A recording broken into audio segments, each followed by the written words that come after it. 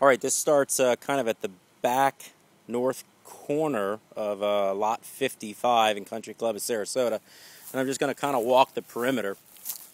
Unfortunately, some of the workmen over time, since we last put the stakes in, have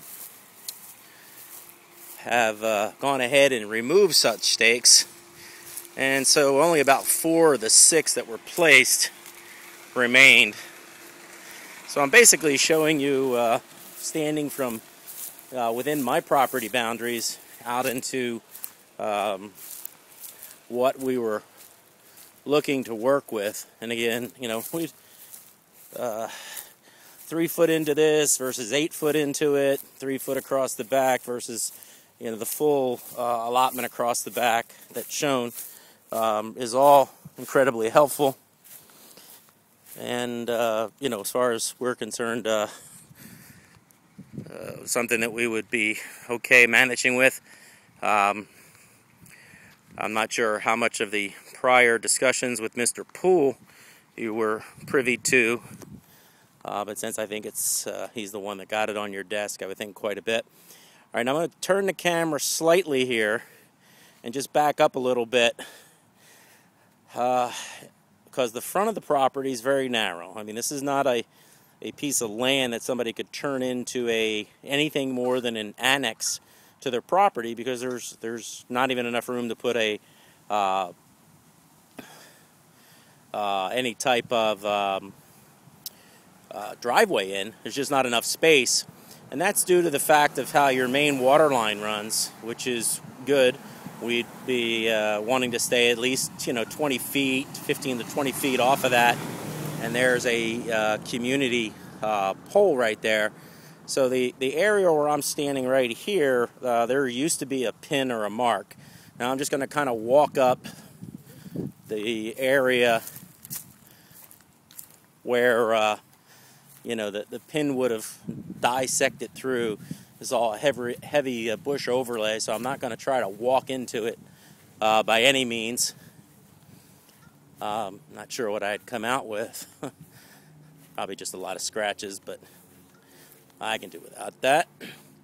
And again, this will pan out towards the golf, but everything that we're looking at is well to the left. And again, unfortunate that some of the pegs have been removed. I'll kind of walk into the area, and you can get an idea. You know, I've taken about 15 steps in from where that little outgrowth was, and then if we pretty much shoot a straight line and come in 10 from the golf cart path is where another pin was. So we're missing the front pin, the middle pin, and then the end pin from what the surveyor laid out. So I'll try to walk over to the area now where the pin was in the past, and if you can kind of just draw an imaginary line from this area back through the brush out to that area that I stated where the first pin would have been, you can get kind of a decent idea. This is kind of a angular line that shoots out. Now the next important thing is to realize we're staying off the cart path by at least probably 15 feet or so, and then that big tree right in front was one of the sites that they used to make sure we stayed off the cart path. So I'm going to kind of walk around to the cart path. Just remember that tree. I'll try to stay focused on it the best I can. I may lose it there briefly and go up high. You can see the top of it. I'm now on the cart path, which obviously would not be involved in anything. I'm walking around some overgrowth, and I'm getting over to a boulder set, and I'm going to get in there deep, see if I can pick up that tree again, which basically is almost straight in front of me now. Now I'm going to walk back out, get back on the cart path again, and then just kind of show you the overgrowth here. And I'm right on the edge of the path, basically looking east now. And this give you a little point of reference. There's your fairway, the end of your cart path. So I'm I am right beside that tree, is directly to my east, and I'll try to show you the top there. Okay, and then we're gonna walk around here, and I'm gonna try to, this is all the brush and everything, I'm gonna try to line myself up with that tree, and then show you the next accurate marker is the one that's directly in front of us. So, and then I'll move you over here a little bit, and right next to those two palm trees you can see my actual property marker. And I'm just going to walk up a little bit towards those, and then I'm walking west and trying to stay on that marker, and then I'm going to swing over, show you my back property line, swing across the back of my area, and pick up my other rear marker, which is right there. So I'm going to stand on my back property line facing north